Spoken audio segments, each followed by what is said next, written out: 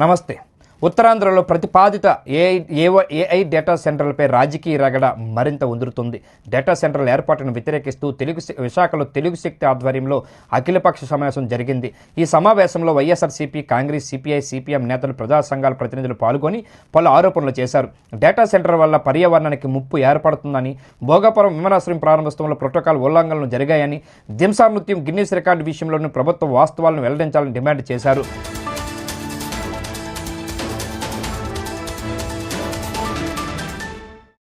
విశాఖపట్నంలోని హోటల్ మేఘాలయలోని తెలుగు శక్తి ఆధ్వర్యంలో అఖిలపక్ష సమావేశం జరిగింది. ఈ సమావేశంలోని వైఎస్ఆర్సీపీ, కాంగ్రెస్, సిపిఐ, సిపిఎం నేతలు, ప్రజా సంఘాల ప్రజాప్రతినిధులు పాల్గొన్నారు. ఈ సందర్భంగా తెలుగు శక్తి అధ్యక్షుడు బివి రామ్ కీలక వ్యాఖ్యలు చేశారు. ఉత్తరాంధ్రలో అనకాపల్లి, అచ్యుతాపురం, అనంతపురం, విజయనగరం ప్రాంతాల్లో ప్రతిపాదిత ఏఐ డేటా సెంటర్లు వ్యతిరేకిస్తున్నట్టు ప్రకటించారు.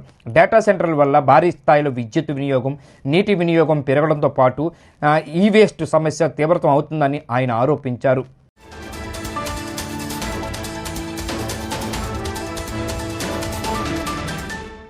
అమెరికాలోని పలు రాష్ట్రాల్లో కూడా ఏఐ డేటా సెంటర్లకు వ్యతిరేకంగా ప్రజలు నిరసనలు చేపడుతున్నారని గుర్తు చేశారు. అక్కడ కూడా విద్యుత్తు, నీటి వినియోగం, శబ్ద కాలుష్యం, పర్యావరణ ప్రభావాలపై ప్రజల్లో ఆందోళనలు ఉన్నాయని తెలిపారు. అలాగే భోగాపురం అంతర్జాతీయ విమానాశ్రయం ప్రారంభోత్సవంలో నిర్వహించిన దింసా నృత్యం గిన్నిస్ రికార్డుపై సందేహాలు వ్యక్తం చేశారు.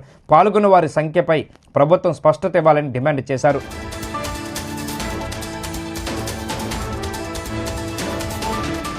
భోగాపురం విమానాశ్రయం ప్రారంభోత్సవం కార్యక్రమంలో ఉత్తరాంధ్ర మంత్రులు, స్థానిక ప్రజాప్రతినిధులు తగిన ప్రాధాన్యం కల్పించలేదని, ప్రోటోకాల్ ఉల్లంఘనలు జరిగాయని కూడా బివి రామ్ ఆరోపించారు. ఈ సమావేశంలో కాంగ్రెస్ నగర అధ్యక్షుడు అల్లాల వెంకటరమణరాజు, వైఎస్ఆర్సీపీ నాయకులు శివరామకృష్ణ, సిపిఐ జిల్లా కార్యదర్శి ఎస్కే రెహమాన్, సిపిఎం జిల్లా కార్యదర్శి మనీతో పాటు పలువురు ప్రజా సంఘాల నాయకులు పాల్గొని డేటా సెంటర్ల ఏర్పాటును వ్యతిరేకిస్తూ సంఘీభావం తెలిపారు. నగరాల్లో బయటకు వస్తున్నారు ప్రజలు. మరి ఈరోజు లోకేష్ గారు అభివృద్ధి అంటున్నారు. దీన్ని అభివృద్ధి అంటారో వినాశం అంటారో నాకు తెలియట్లేదు మిస్టర్ లోకేష్. ఈరోజు ఆంధ్రప్రదేశ్ రాష్ట్రాన్ని అంధకారం తీసుకెళ్తున్నారు. డేటా సెంటర్లతో వచ్చి ఉద్యోగాలు మహా వస్తే 500 మంది ఉద్యోగాలు వస్తాయి తప్ప అంత మించరావు. అవి కూడా టాప్ మోస్ట్ ఉద్యోగాలు కావు. మరి ఈరోజు మీరు ఎందుకు ఈ డ్రామా ఆడుతున్నారో రాష్ట్రాలకు అర్థం కావట్లేదు. ముఖ్యంగా ఉత్తరాంధ్ర మీద ఏదో ప్రేమ ఉందని చెప్పి ఈ డ్రామాలు ఆడుతున్నారు. మీ నిజంగా అంత ప్రేమ ఉంటే ఇందాక మేడం మణిగారు చెప్పినట్టు అమరావతిలో పెట్టుకోండి. అక్కడ మచిలీపట్నంకి సముద్రం దగ్గరే, అక్కడ లైన్ లాక్కోండి. 4 కాదు 5 కాదు 10 పెట్టుకోండి, మేమేం వద్దంటలేదే. కానీ ఈరోజు మీరు ఈ ప్రాంతాన్ని నాశనం చేయాలని కంగం కట్టున్నారు. ఆ మధ్యన విశాఖపట్నం స్టీల్ ప్లాంట్ని ప్రైవేటీకరణ చేస్తున్నారు. ఏదో విశాఖపట్నం ఎయిర్పోర్ట్ ఉందని తీసుకెళ్లి భోగాపురం పెట్టారు. త్వరలో విశాఖపట్నం రైల్వే స్టేషన్ కూడా అనకాపల్లి, దువ్వాడ మారిపోద్దని కూడా వార్తలు వస్తున్నాయి. అంటే ఇవాళ చంద్రబాబు నాయుడు గారు మాట్లాడితే విశాఖపట్నం నాకు గుండెకాయ, విశాఖపట్నం ఆర్థిక రాజధాని అని చెప్తున్న మీరు విశాఖపట్నాన్ని ప్రపంచ ఘట్టడానికి రూపురేఖలు లేకుండా చేస్తున్నారు. ఇది తెలుగు శక్తి తీవ్రంగా ఖండిస్తాం. అన్ని పార్టీలు ఖండిస్తున్నాయి. ఎందుకంటే ఇవాళ మీరు అభివృద్ధి చేయకపోయినా పర్లే, కానీ విశాఖపట్నాన్ని ఉత్తరాంధ్ర నాశనం చేస్తున్నారు. మీరు అభివృద్ధి అంటున్నారు. మిస్టర్ చంద్రబాబు నాయుడు గారు, మీ వయసు పెరిగే కొద్దీ మీకు అభివృద్ధి కాదు కదా, మీకు చేదస్తం పెరుగుతుంది. ఈరోజు మీరు ఏమనేవారు, నేను ప్రతి ఇంటికి పెద్ద కొడుకుగా పనిచేస్తున్నారు. ఒక పెద్ద కొడుకు బాధ్యత ఏంటంటే ప్రతి ఇంటిని ఇది అడుగుతున్నా, అడగలేదే. మీ సొంత నిర్ణయాలు తీసుకొని, మీ సుపుత్రుడు లోకేష్ నిర్ణయాలు తీసుకొని మా మీద రుతున్నారు. మరి నిన్న కాక మన భోగాపురం ఎయిర్పోర్ట్ చూసాం. అది అసలు లోకేష్ సంబంధం ఏంటో ఎయిర్పోర్ట్కి, అన్నీ తనే చేశాడు. నిజంగా ఉత్తరాంధ్ర ఎమ్మెల్యేలు దద్దం అని చెప్తున్నాను, మంత్రులు వేస్ట్ అని చెప్తున్నాను, డమ్మీ మంత్రులు. కనీసం ఆ వేదిక పైన ఒక్క ఉత్తరాంధ్ర మంత్రి మాట్లాడలేకపోయాడు. మంత్రులు అందరూ తరపున లోకేష్ మాట్లాడాడు. ఎవరైతే ఆ ఎయిర్పోర్ట్ జిఎంఆర్ నిర్మించారో ఆ జిఎంఆర్ కూడా అవకాశం కల్పించలే. అంటే దీన్ని బట్టి చూస్తే ఏమవుతుంది, కేవలం ప్రభుత్వం డ్రామా, ఒక మెహర్బానీ, ఒక లేనిపోయిని గత 15 రోజులుగా ప్రభుత్వం అదే పని పెట్టుకుంది. భోగాపురం ఎయిర్పోర్ట్ని ఎలా పబ్లిసిటీ చేయాలి, ఎలా తరలించాలని. అది ఒక ప్రైవేట్ ఎయిర్పోర్ట్, ఒక జిఎంఆర్ ప్రైవేట్ ఎయిర్పోర్ట్, ప్రభుత్వం సంబంధం లేదు. అయినా సరే ఇదే పని మీరు చేస్తున్నారు. మీరందరూ చూసి ఉంటారు ఆ దింసా డాన్స్. అది ఒకరోజు ముందే గిన్నిస్ బుక్ ఎక్కించింది. అది ఒక రిహార్సల్ నడుస్తుంటే రిహార్సల్ గిన్నిస్ బుక్ ఎక్కించారంటే అసలు ఏం చెప్పాలో అర్థం కావట్లే. ఏదైతే గిరిజన బాలికలు ఉన్నారో అది పూర్తి అవాస్తవం. అక్కడ మహా ఉంటే ఒక 4000 మంది ఉంటారు గిరిజన బాలికలు. మిగతా 9,000 మంది అదర్స్. మరి ఇది కూడా పట్టుకొని ఈ ప్రభుత్వం గిరిజన బాలకులతో 10,000 మందితో చేసాం గిన్నిస్ బుక్ అంటున్నారు. దేనికి గిన్నిస్ బుక్? ఎవరి కోసం గిన్నిస్ బుక్? అందువల్ల డ్రామాలు ఆడమాకండి. ఎంతసేపు చీప్ పబ్లిసిటీ. ప్రతిదానికి గిన్నిస్ బుక్లు. ఆ మధ్యనేమో యోగా చేస్తే గిన్నిస్ బుక్, ఇంక గిన్నిస్ బుక్లు తప్ప ఏమీ రావట్లే. నేను ఒకటే కోరుతాను, మొన్న కాక జూలై 18 అమెరికాలో అక్కడ ప్రజలు డేటా సెంటర్లు మాకు వద్దు అని రోడ్లు ఎక్కారు.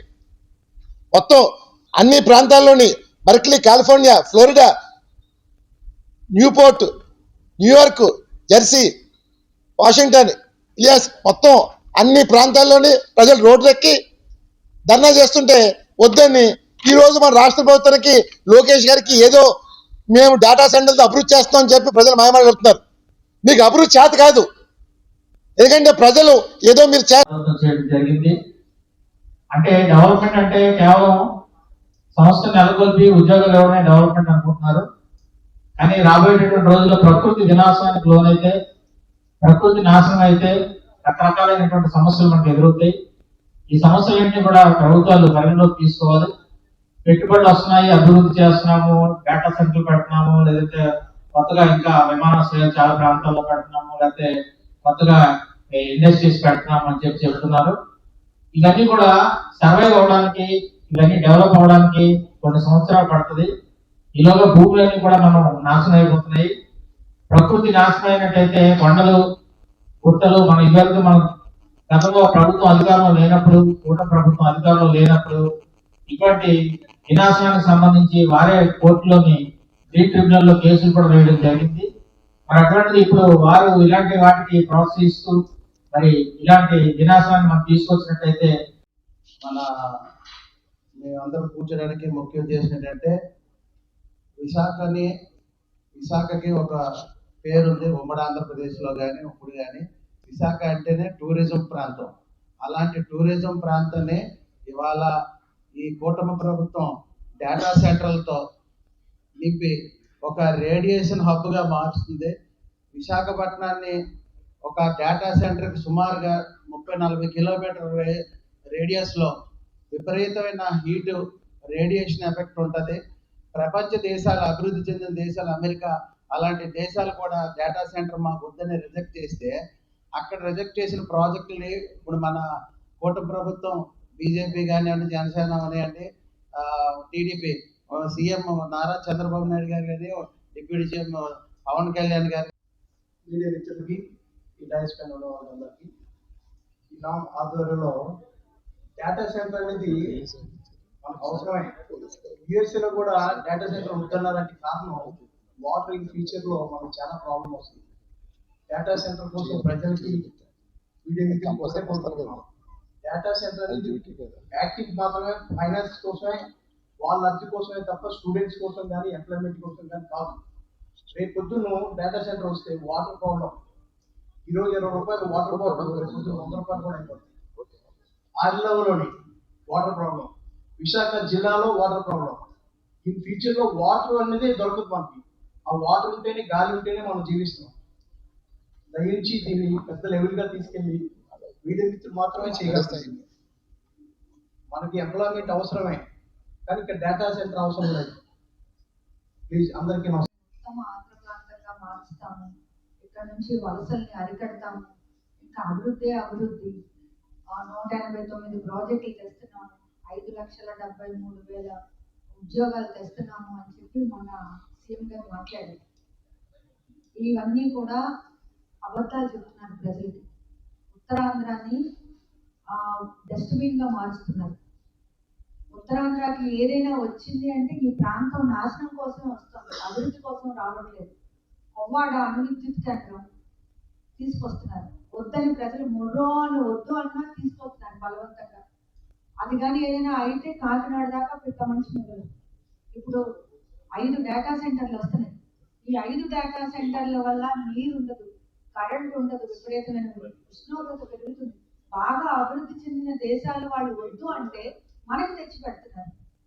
డేటా సెంటర్ల ఏర్పాటుపై ప్రభుత్వం అభివృద్ధి పెట్టుబడుల కోణాన్ని ప్రస్తావిస్తుండగా ప్రతిపక్ష పార్టీలు కొన్ని ప్రజా సంఘాల పర్యావరణం స్థానిక వనరులు పరిరక్షణ పేరుతో అభ్యంతరాలు వ్యక్తం చేస్తున్నాయి. ఈ అంశంపై ప్రభుత్వం ఎలా స్పందిస్తుందనేది ఆసక్తికరంగా మారింది.